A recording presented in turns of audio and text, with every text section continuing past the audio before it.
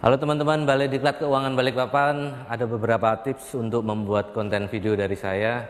Yang pertama, teman-teman untuk persiapan produksi atau preliminary plan-nya harus matang dulu, mulai dari nyari ide sampai bikin naskah, terus kemudian mungkin kalau perlu storyboarding, terus kalau bisa juga sampai bikin master breakdown, kemudian shooting list juga itu harus dipersiapkan dengan matang. Di awal-awal boleh pusing, tapi nanti di produksinya pasti bakal lancar.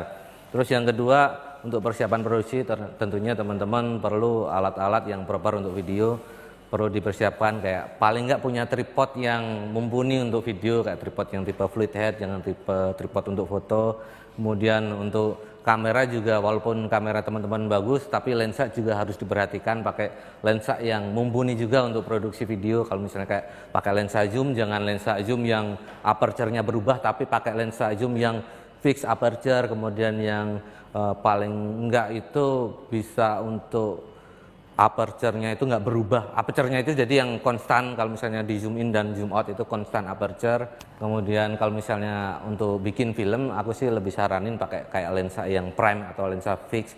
Jadi dia pasti lebih tajam kalau untuk bikin film atau bikin konten video.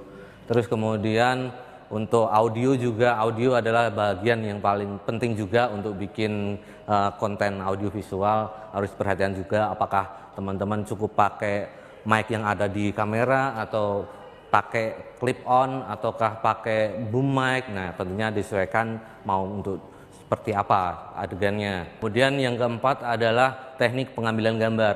Teman-teman harus memahami cara mengambil gambar yang baik, karena kita membuat konten audiovisual itu kita akan mengarahkan penonton agar memahami apa yang mau kita informasikan dengan runtutan visual yang kita presentasikan nanti.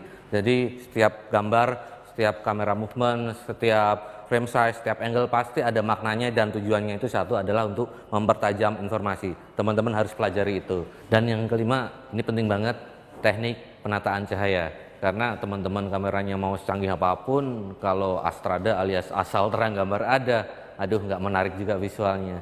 Dan banyak banget yang harus dipelajari juga di teknik penataan cahaya, nggak cuman kayak basic 3-point lighting, tapi ada kayak misalnya kontras rasio, misalnya gelap terang sisi kanan kiri wajah itu ada maknanya, mau kontras rasio 1:8, 1:1, itu tentunya sesuai dengan kebutuhan storytelling. Itu teman-teman wajib banget untuk pelajarin.